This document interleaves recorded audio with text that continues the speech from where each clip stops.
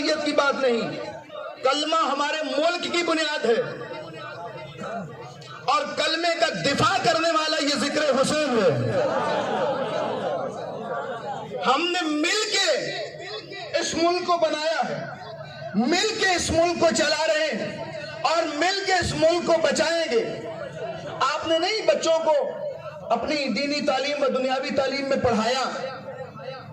یار اس کی گونج کم کرو، نہیں سیٹ ہو رہا تو بند کر دو اسے۔ توجہ فرما رہے ہیں آپ نے نہیں پڑھایا بچوں کو کہ پاکستان کا مطلب کیا؟ لا الہ الا اللہ۔ لا الہ کا مطلب کیا؟ حسین ابن علی۔ میں بات کو اور آسان کرتا ہوں، پاکستان لفظ کا مطلب ہے پاک لوگوں کے رہنے کی جگہ۔ لفظ پاکستان کا مطلب ہے، بلوچستان کا مطلب ہے بلوچوں کے رہنے کی جگہ، افغانستان کا مطلب ہے جہاں افغان رہتے ہیں ان کی جگہ، پاکستان کا مطلب ہے پاک لوگوں کے رہنے کی جگہ۔ اور پاکستان کے دشمنوں، یہ پاکوں کا ملک ہے، نجسوں کا ملک نہیں ہے۔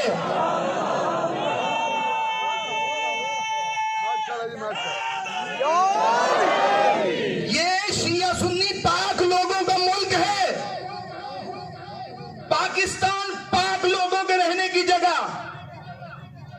میں آپ کی تائید سے جملہ کہہ رہا ہوں، یہ پاک لوگوں کے رہنے کی جگہ ہے۔ یہاں ہم یزیدی نجاستوں کو پروان نہیں چڑھنے دیں گے۔ یہ پاک لوگوں کے رہنے کی جگہ ہے، اور یاد رکھیے پاک بندہ تب تک ہوتا ہی نہیں ہے جب تک آل محمد کے دروازے پہ نہ آ جائے۔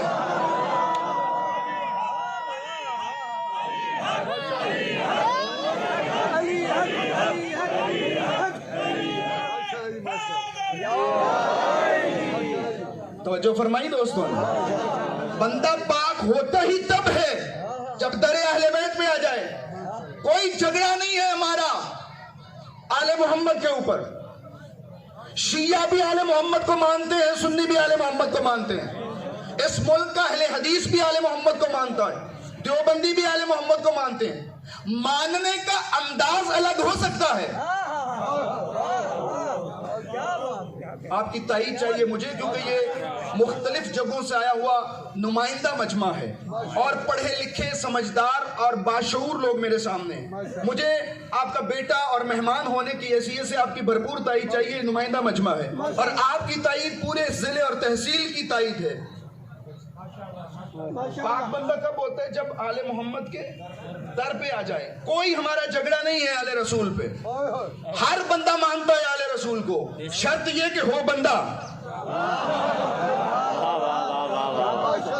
ہر بندہ مانتا ہے آل نبی کو، آل محمد کوئی اختلافی شخصیات نہیں ہے۔ سنی اپنے انداز میں مانتے ہیں، اہل حدیث اپنے انداز میں مانتے ہیں۔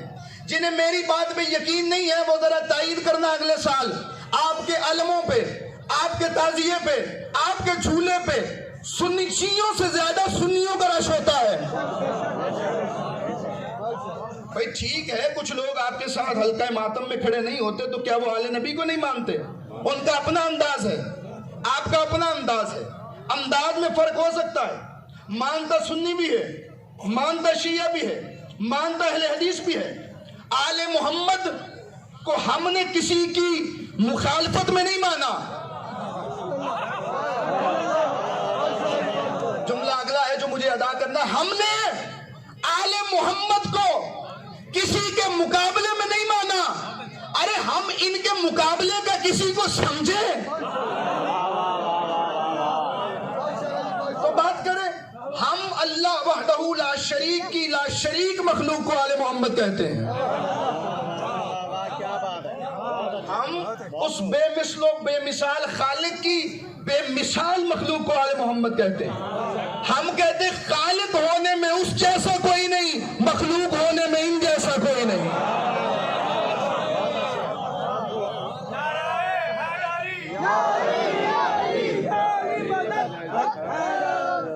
توجہ فرما،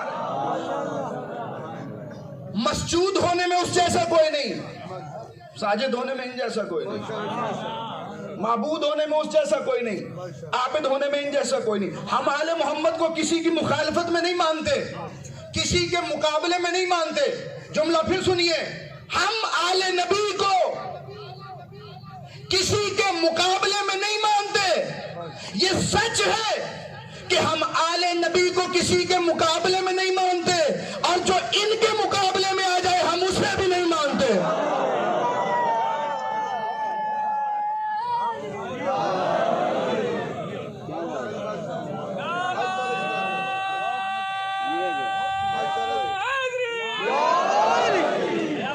اسلام کا مشترکہ اثاثہ ہے آل محمد، مشترکہ بنیاد ہے آل محمد. شیعہ سنی دونوں کتابوں میں روایت موجود ہے کہ ہر چیز کی ایک بنیاد ہوتی ہے. اسلام کی بنیاد کا نام آل محمد ہے. خبردار کوئی اس ملک میں جھگڑے کی بات نہ کرے، لڑائی کی بات نہ کرے، کوئی اس ملک میں فرقہ واریت نہ پھیلائے. نہ ہم اس کے متحمل ہو سکتے ہیں، نہ ہم اجازت دے سکتے ہیں. برسوں سے اس ملک میں شیعہ سنی مل کے رہتے آئے ہیں اور رہتے رہیں گے. ایک دوسرے کے ساتھ رشتہ داریاں کرتے آئے ہیں اور کرتے رہیں گے. ہم آل نبی کے عاشق ہیں، ہم آل نبی کے دیوانے ہیں، ہم آل نبی کے شیدائی ہیں، اور ہم صحابہ کے چاہنے والے ہیں. میں جملے کو آگے بڑھاؤں، کوئی اختلاف نہیں ہے اس ملک میں. ہم صحابہ کے نوکر ہیں. ہماری سب سے بڑی عزت یہ ہے کہ ہم صحابہ کے نوکر ہیں. گھبرا گئے ہو؟ آپ سلمان کے نوکر نہیں ہو.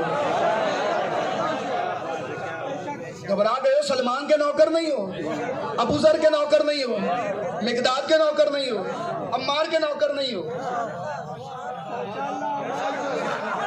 چلے اس سے بڑھ کے حضرت مبلغ اعظم کی بات ہو رہی تھی، تو اب میں بات کو آگے بڑھا رہا ہوں کہ ہم اتنی صحابہ کی عزت کرتے ہیں، اتنی عزت کرتے ہیں، خدا کی قسم شیعہ بندہ مرتا مر جائے گا، کبھی یزید کو رضی اللہ نہیں کہے گا.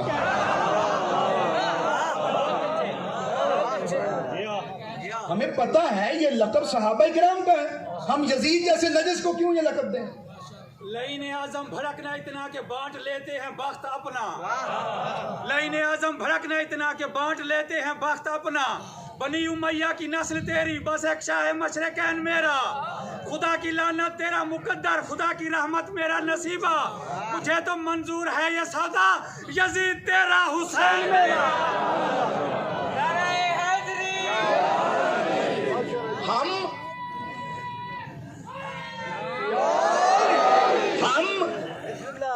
اپنی گردنیں کٹوا سکتے ہیں، صحابہ کی عزت پہ آنچ نہیں آنے دیں گے. ہم کیسے تسلیم کر لیں کہ سلمان کو بھی رضی اللہ کہیں اور یزید کو بھی رضی اللہ کہیں،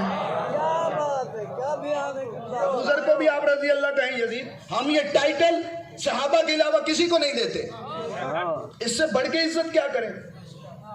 لوگ مختلف ٹولیوں کی صورت میں، یاد رکھو یہ کوئی فرقہ نہیں ہے جو یزید کو مانتا ہے، کوئی فرقہ نہیں ہے، کوئی مذہب نہیں ہے. یہ چند ماؤں کی شرارتوں کا نتیجہ ہے.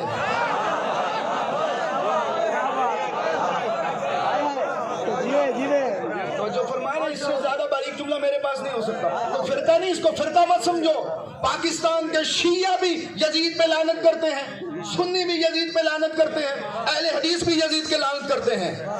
اور میں یہ بھی جملہ آگے بڑھا کے کہوں کہ یزید وہ ہے جو شیعہ سنی لعنت کا مشترکہ حقدار ہے. شہید محسن نقوی کہا کرتے تھے تمہارے بس میں نہیں ہے کہ حسینیوں سے ٹکراؤ، کیونکہ حسینیوں سے اور حسین سے ٹکرانے کے لیے بندے کو یزید جتنا ڈھیٹ ہونا پڑتا ہے تاکہ قیامت تک کی لعنت برداشت کر سکے. یہ کوئی فرقہ نہیں ہے، کوئی مذہب نہیں ہے کہ یزید کی تائید کر رہا ہے. یہ چند آوارہ ماؤں کے بچے ہیں جو یزید کو امیر کہہ رہے ہیں، اور یہ جلوسوں اور باہر آ کے ریلیوں میں بتا رہے ہیں.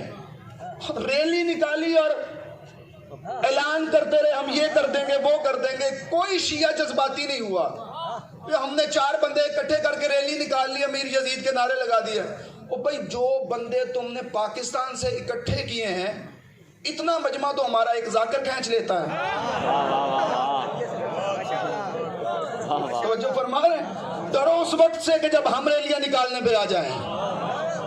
لیکن ہمیں کیونکہ ہمارے آباء و اجداد نے پاکستان بنایا ہے, وہ آج ریلیاں نکال کے پاکستان کو تباہ کرنا چاہتے ہیں کہ جن کے آباء و اجداد نے قائد اعظم کو کافر اعظم کہا تھا. ہمارے آباء و اجداد نے خون دیا اس ملک کے لیے, ہم قطعاً اس ملک کا امن برباد نہیں ہونے دیں گے. پاک فوج کو ضرورت پڑی یہ شیعہ جوان موجود ہوں گے, اداروں کو ضرورت پڑی ہم موجود ہوں گے, پارلیمنٹ کو ضرورت پڑی ہم موجود ہوں گے. خدا کی قسم اگر سنیوں پہ حملہ کیا سب سے پہلے شیعہ اپنی جان دیں گے, ہم ان کی حفاظت کریں گے. کیونکہ ہم نے دیکھا ہے سنی بھائی ہمارے ساتھ ہوتے ہیں, ماتم شیعہ کر رہا ہوتا ہے کپڑے سنیوں نے اٹھائے ہوتے ہیں. جھگڑا نہیں ہے اس ملک میں, آل محمد مشترکہ اثاثہ ہے. ہماری سب سے بڑی عزت یہ ہے کہ ہم صحابہ کے نوکر ہیں, اور صحابہ کا سب سے بڑا مقام یہ ہے کہ وہ اہل بیت کے نوکر ہیں.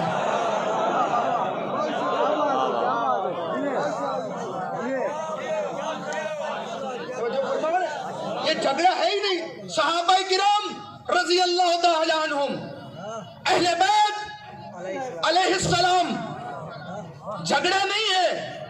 اہل سنت کے ایک پیر گولڈا شریف والے گزرے ہیں, ان کا ایک جملہ کہہ کے میں پوری گفتگو کو سمیٹ لوں گا. انہوں نے کہا جھگڑا بنتا ہی نہیں ہے صحابہ اور اہل بیت میں. صحابہ در والے ہیں, آل محمد گھر والے ہیں.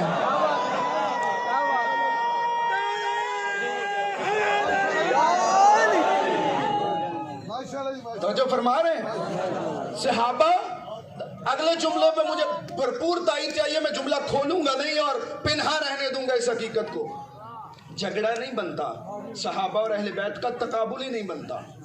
بات کو اور آسان کروں, جو قرآن کو پڑھے وہ صحابی ہوتا ہے, قرآن جن کو پڑھے وہ اہل بیت ہوتے ہیں.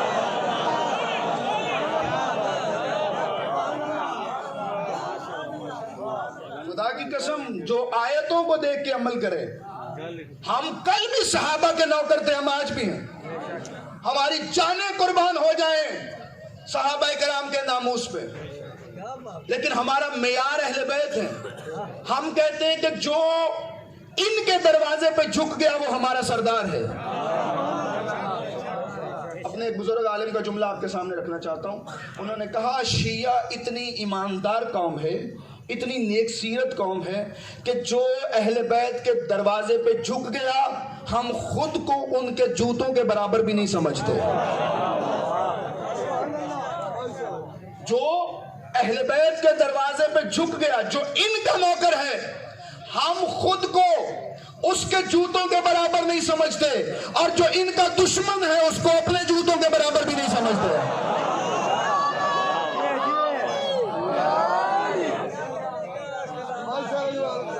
جو فرما رہے ہیں ہمارا مناٹ, ہمارا معیار, ہمارا مرکز, ہمارا محور, ہماری بنیاد, ہماری اساس اہل بیت نبی ہیں. جو ان کا ہے ہمارا سردار ہے, جو ان کا نوکر ہے ہمارا آقا ہے. اور یہ درس ہمیں اہل بیت کے نوکر یعنی صحابہ نے دیا ہے. گھبرا گئے ہو جی. اب میں سہارا لے رہا ہوں ایک روایت کا, چاہتا نہیں تھا کہ سہارا لوں, اب لے رہا ہوں.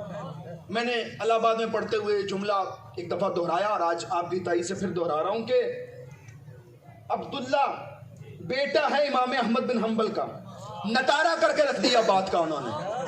وہ سامنے بیٹھا, باپ پڑھا رہا ہے, بیٹا پڑھ رہا.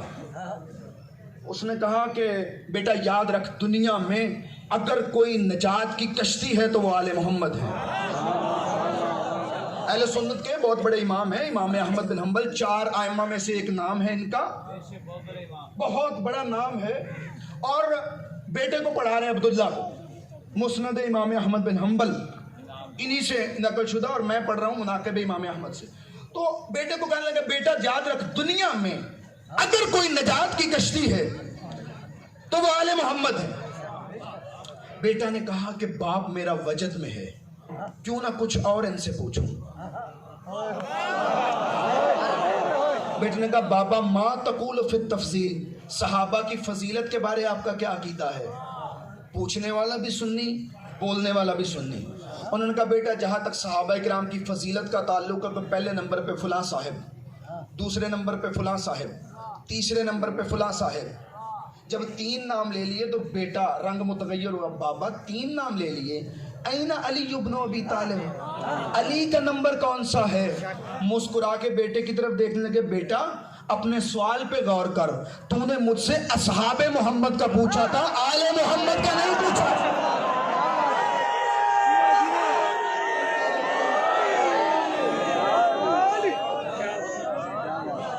توجہ فرما رہے، تو نے اصحاب محمد کا پوچھا تھا، آل محمد کا نہیں پوچھا تھا۔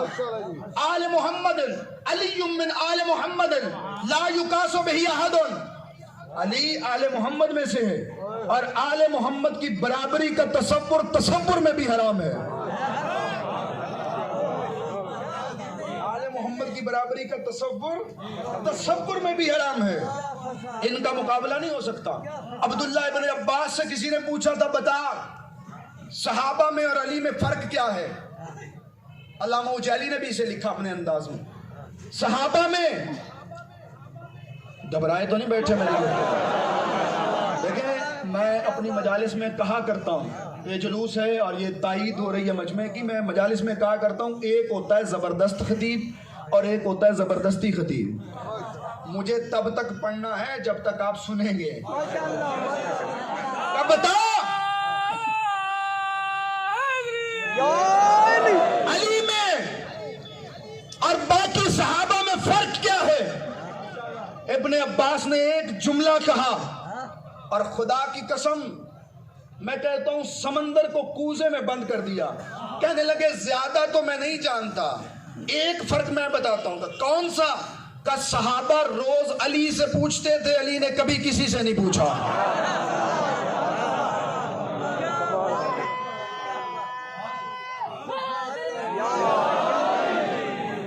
کمیت نے ایک شعر کہا تھا بڑا زبردست حضرت علی کی شان میں، اس نے کہا تھا یا علی جب میں دیکھتا ہوں کہ ہر کوئی تیرے دروازے پہ آتا ہے تو میرا بے ساختہ منہ سے یہ جملہ نکلتا ہے احتیاج الناس الیہ واستغناؤہ عن الکل دلیل علی انہ امام الکل۔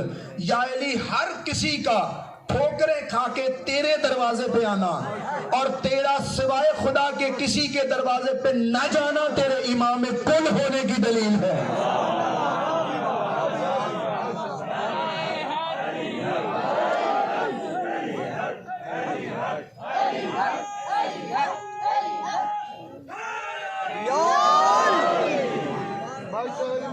جو فرما رہے ہیں صحابہ کرام اپنی مشکلات کو حل کروانے کے لیے علی کے دروازے پہ آتے تھے۔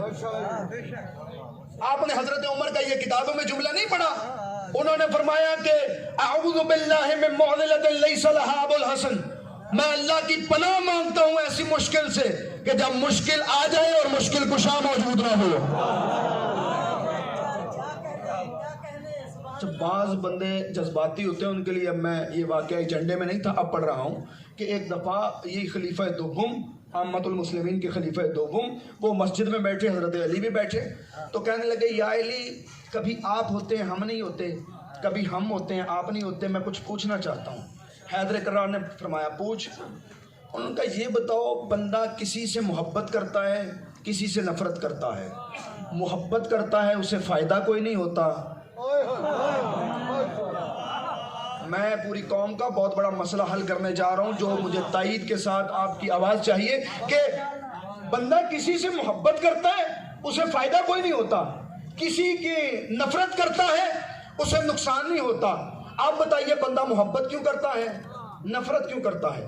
امیر کائنات نے فرمایا اس لیے کہ یہ لوگ دنیا میں آنے سے پہلے عالم ارواح میں موجود تھے، روحیں وہاں موجود تھی دنیا میں آنے سے پہلے۔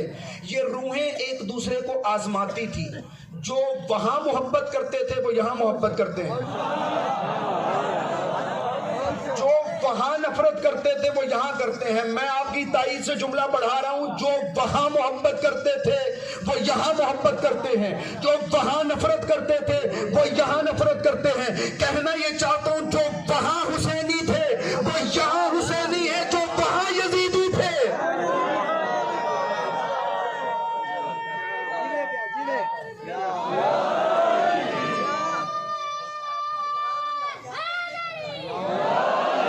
جو وہاں حسینی تھے وہ یہاں حسینی ہے، جو وہاں یزیدی تھے۔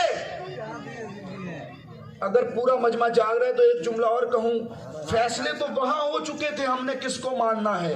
جو وہاں حسینی تھے وہ یہاں حسینی ہیں، جو وہاں یزیدی تھے وہ یہاں یزیدی ہیں، جو وہاں علی کو مانتے تھے وہ یہاں حلال زادے ہیں۔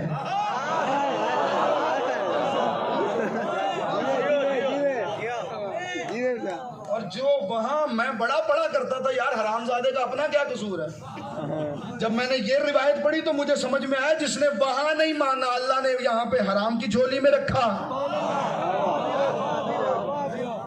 توجہ فرما رہے ہیں، وہاں مانتا ہے اسے حلال کی جھولی میں رکھا۔ یاد رکھو آل محمد مشکل کشائی کا دروازہ ہے، آل محمد حاجت روائی کا دروازہ ہے، آل محمد اسلام کا مشترکہ احساسہ ہے، آل محمد ہماری بنیاد ہے، آل محمد ہماری روح ہے، آل محمد ہماری جان ہے۔ ہماری لاکھوں کروڑوں نسلیں قربان ہو جائیں آل محمد کے ناموس پہ، نہ ہم نے غم حسین پہ کل سودا کیا تھا، نہ ہم آج سودا کریں گے۔ آپ کیا کہتے ہیں ہم جلوسوں کو محدود کریں؟ خدا کی قسم یہ لامحدود جلوس کل بھی زندہ تھے، آج بھی زندہ ہیں۔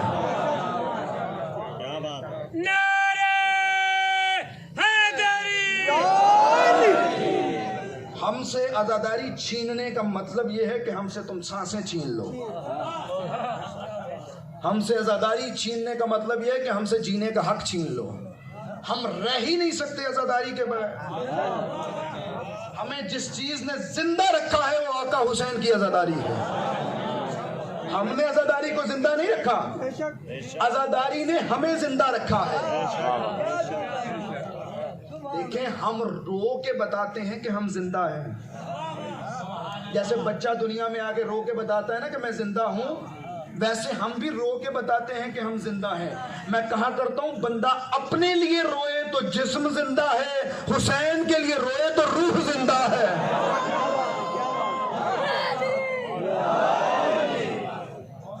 خدا کی قسم آل محمد ہمارا مشترکہ اثاثہ ہے، عزاداری ہماری جان ہے۔ اس عزاداری کے لیے ہم کل بھی سروں پہ کفن باندھ کے نکلتے تھے، ہم آج بھی سروں پہ کفن باندھ کے نکلتے ہیں۔ اس عزاداری کے لیے کل بھی ہمارے بچے قربان ہوتے تھے، آج بھی ہوتے ہیں۔ اس عزاداری اور اس ملک کو بچانے کے لیے کل بھی ہم نے لاشیں اٹھائی ہیں، آج بھی اٹھانے کے لیے تیار ہیں۔ ہمیں پتہ ہے کہ یہ جان مولا حسین کی امانت ہے، یہ اولاد آقا حسین کی امانت ہے، یہ ہماری جاگیریں آقا حسین کی امانت ہے۔ ملی بھی ان کے صدقے ہیں، قربان بھی انہی پہ کریں گے۔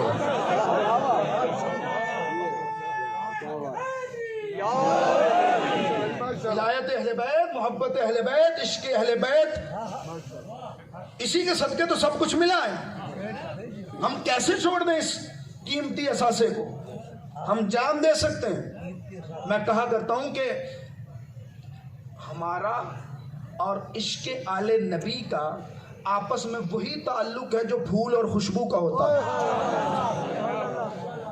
شاید پورا مجمع بات کو نہیں سمجھا، جو پھول کا اور خوشبو کا ہوتا ہے کہ پھول کو قبلہ توڑ سکتے ہو، ٹوٹ سکتا ہے، پتیوں کو بکھیر بھی سکتے ہو، ہاتھوں میں رکھ کے مسل بھی سکتے ہو۔ کوئی مائی کا لال ہے جو پھول سے خوشبو چھین لے؟ توڑ سکتے ہو، مروڑ سکتے ہو، مسل سکتے ہو، پھول سے خوشبو نہیں چھین سکتے۔ یہی وجہ ہے کہ ہماری گردنیں کٹ سکتی ہیں، ہمارے لاشیں پامال ہو سکتے ہیں، لیکن تم ہم سے حسین نہیں چھین سکتے۔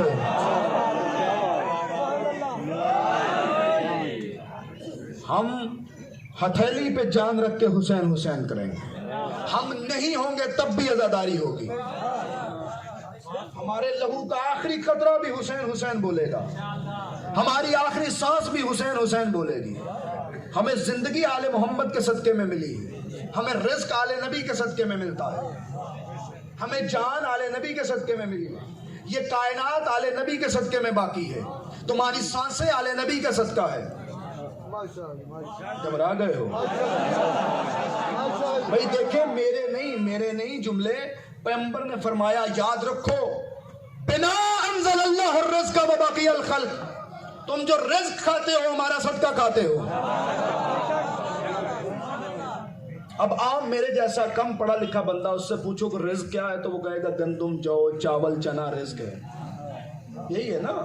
لیکن کسی پڑھے لکھے بندے سے پوچھو تو وہ کہے گا بھی نہیں، گندم جو چاول چنے رزق نہیں ہے، اللہ وہ ہے جو گندم کو بھی رزق دیتا ہے، چاول کو بھی رزق دیتا ہے، آنکھ دیکھتی ہے یہ بھی اللہ کا رزق ہے، کان سنتے ہیں یہ بھی اللہ کا رزق ہے، زبان بولتی ہے یہ بھی اللہ کا رزق ہے، سانسیں چلتی ہیں یہ بھی اللہ کا رزق ہے، خون بدن میں گردش کرتا ہے یہ بھی اللہ کا رزق ہے، دل دھڑکتا ہے یہ بھی اللہ کا رزق ہے، اناج آتا ہے یہ بھی اللہ کا رزق ہے، روٹیاں پکتی ہیں یہ بھی اللہ کا رزق ہے، مولوی ملونڈے کھاتے ہیں یہ بھی اللہ کا رزق ہے۔ میں کہتا ہوں نبی نے کہا یہ سارا رزق ہمارے صدقے میں آتا ہے، پھر لعنت نہ کرو اس زبان پہ جو پلتی بھی آل محمد کی وجہ سے ہے، جلتی بھی آل محمد کی وجہ سے۔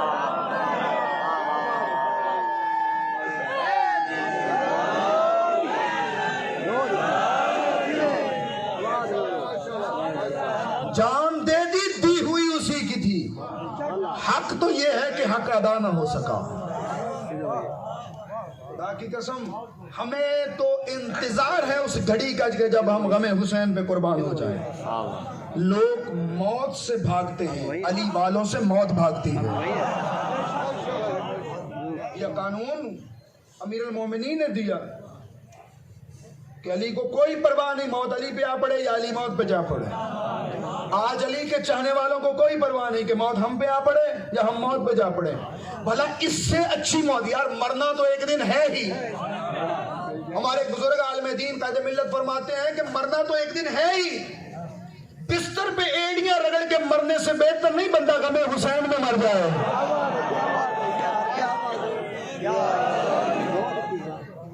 موت تمہیں زندہ کر دے گی۔ اور میں یہ اس منبر کی امانت کے طور پہ یہ آپ کے سامنے جملہ رکھ رہا ہوں کہ یاد رکھو، مر تو جانا ہے، جان تو نکل جانی ہے۔ خدا کی قسم اگر آل محمد پہ مرو گے تو آل محمد تمہیں مرنے نہیں دیں گے۔ آل محمد کو گردن دو گے، آل محمد کٹنے نہیں دیں گے۔ یہ وہ گھرانہ ہے جس کے سامنے تلواریں ہار جاتی ہیں، گردنیں جیت جاتی ہیں۔ دریا ہار جاتا ہے، پیاسے جیت جاتے ہیں۔ لشکر ٹوٹ جاتے ہیں، 72 جیت جاتے ہیں۔ آل محمد، خدا کی قسم ہم حسین کو روتے ہیں، اس ملک کی زندگی کے لیے روتے ہیں۔ ہمیں پتہ ہے کہ جس ملک میں عزاداری نہیں ہوتی وہ ملک سلامت نہیں رہتا۔ ہمیں یہ ملک بڑا عزیز ہے، لیکن اس ملک کی بنیادوں میں حسین ابن علی کا لہو ہے، چاہنے والوں کا لہو ہے، حسینیوں کا لہو ہے۔ جانتے ہو کیوں روتے ہیں ہم حسین کو؟ ہم اس لیے آقا حسین کو روتے ہیں کہ یار قتل تو کر دیا، قتل کے بعد بہن نے لاش پہ آنا تھا۔ روایتیں کہتی ہیں کہ پہلے بھی لوگ قتل ہوتے تھے، لیکن کسی کا لاشا ایسے پامال نہیں ہوا جیسے حسین کا پامال ہوا۔ کسی نے ابا لوٹی، کسی نے تبا لوٹی، کسی نے امامہ لوٹا۔ لاشا حسین لوٹنے کے بعد ظالموں نے بس کیا، خدا کی قسم نہیں، سروں کو کاٹا گیا۔ روایتیں کہتی جب بہن لاش پہ پہنچی ہے نا، بھائی کی لاش پہچاننے کے قابل نہیں تھی۔ دیکھ کے کہا انت اخی حسین، تو ہی میرا بھائی حسین ہے۔ رلانے والی بات آگے ہے، مسلمانوں تمہارے نبی کا نواسا تھا، آل محمد کا پنجتن پاک کا آخری فرد تھا، آل محمد کا چشم و چراغ تھے میرے آقا حسین۔ سروں کو صرف کاٹا گیا، رولاتی یہ بات ہے، سروں کو صرف کاٹا نہیں گیا، کاٹ کے سروں کو مال غنیمت کے طور پہ تقسیم کیا گیا۔ قبیلوں نے سروں کو لوٹا ہے، کسی کے ہاتھ 60 سر آ گئے، کسی نے 17 سروں کو لوٹا، کسی نے 13 سروں کو لوٹا۔ ایک ملعون ہے جسے آپ جانتے خولی ملعون، اس نے مولا حسین کے سر پاک کو نیزے پر بلند کیا اور ناچ ناچ کے کہتا میں نے اس کو مارا ہے جس کی مثل کوئی نہ تھا۔ میں جاؤں گا اور یزید سے بڑا انعام لوں گا اور لوگوں مجھے مبارکباد دو، میرا نیزہ سب سے بلند ہے۔ کی قسم بہنوں کے لیے مشکل ہوتا ہے بھائیوں کے لاشوں کو دیکھنا۔ روایت کہتی چوں ہی اس ملعون نے یہ نعرہ بلند کیا ہے نا، ام کلثوم میں بی بی نے ایک دفعہ بلند آواز میں کہا اللہ کے دشمن تو جھوٹ بولتا ہے، تجھے خبر نہیں تو نے کس کو مارا ہے، تو نے اس کو مارا ہے جس کا جبریل جھولا جھلاتا تھا، جو مصطفیٰ کی آنکھوں کا چین تھا، جو زہرا کا لاڈلا تھا، جو علی کا بیٹا تھا۔ رونے والوں نیزوں کو اللہ تمہارے آنسو قبول کرے، عزاداروں جو مشکل دعائیں ہیں دلوں میں رکھو، مولا حسین تمہارے آنسو کو قبول کرے۔ نیزوں کو لے جاتے تھے، سید ہو کے ہاتھ جوڑ کے اپیل کرتا ہوں جو بھی ہو جائے میرے نوجوان دوستوں کبھی شراب نہ پینا۔ یہ کمینے دنوں کو سروں کو بلند کرتے تھے، رات کو سروں کو یوں چاروں گرد لٹکا کے شراب پیا کرتے تھے، جو شراب بچ جاتی کوئی اکبر کے چہرے پہ ڈالتا۔ ایک عیسائی تاریخ نے نام لکھا ہے، ایک عیسائی کہ گرجے کے سامنے انہوں نے پڑاؤ ڈالا، نیزوں کو نصب کرنے کے بعد ان ملعونوں نے شراب پینی شروع کی۔ وہ عیسائی اپنے گھر سے نکلا، اس نے دیکھا کہ کچھ لوگ جو ناچ رہے ہیں شراب پی رہے ہیں۔ اس نے جب سروں کو دیکھا نا تو سروں سے نور کی لائٹیں نکل رہی تھی۔ قریب جا کے کہتا ہے تمہارا سردار کون ہے؟ خولی ملعون آگے بڑھا، کہتا میں سردار ہوں۔ کہتا ایک رات کے لیے مجھے یہ سر مل سکتا ہے؟ اس عیسائی نے کہا ایک رات کے لیے مجھے یہ سر مل سکتا ہے؟ رونے والوں انہوں نے کہا تجھے اجرت ادا کرنی پڑے گی۔ اس نے 1000 دینار اجرت دیے، سر کو لے کے آیا، خوشبودار پانی سے سر پاک کو غسل دیا، دست میں رکھا۔ وہ خود بیان کرتا ہے کہ جیسے جیسے سر میرے سامنے آتا تھا مجھے ایسے لگتا تھا یہ کوئی عام ہستی نہیں ہے۔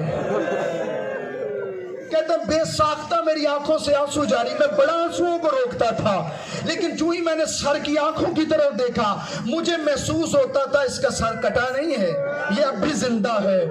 کہتا جب میں صبر نہیں کر سکا میں نے اس سر کو اٹھایا، آسمان کی طرف دیکھ کر اے اللہ میں عیسائی ہوں، تجھے عیسیٰ کا واسطہ اور اس سر کا واسطہ، اس سر کو اذن دو یہ میرے ساتھ گفتگو کرے۔ یہ کوئی عام سر نہیں ہے۔ جو ہی اس نے یہ جملہ کہا سر حسین سے فوراً آواز آئی اے مسیح تو جانتا ہے میں کون ہوں؟ کہتا میں نہیں جانتا پر اتنا جانتا ہوں تو کوئی اللہ کی مقدس ہستی ہے۔ کہا پھر یاد رکھ میں کوئی عام ہستی نہیں، میں آخری نبی کا نواسا ہوں۔ جب میرے آقا حسین نے کہا میں آخری نبی کا نواسا ہوں، روایت کہتی ہے یہ فوراً زاروں کی طرح رو کے کہا ہوں عیسائی، لیکن میں ہاتھ جوڑ کے کہتا ہوں بروز قیامت میری شفاعت کر دینا۔ جب شفاعت کا لفظ آیا آقا حسین نے کہا میری شفاعت صرف محمدیوں کے لیے ہے، تو میرے نانا کا کلمہ پڑھ میں تیری شفاعت کروں گا۔ ادھر اس نے کلمہ پڑھا، سر کا بوسہ دیا، بوسہ دینے کے بعد کہتا ہے تو مقدس ہستی ہے، تیری گردن کاٹی جا چکی، لیکن مجھے بتا تو صحیح تیری گردن کیوں کاٹی گئی، تجھے کیسے شہید کیا گیا؟ بس میں نے ختم کیا مسائل۔ ایک دفعہ سر حسین سے آنسو جاری ہوئے۔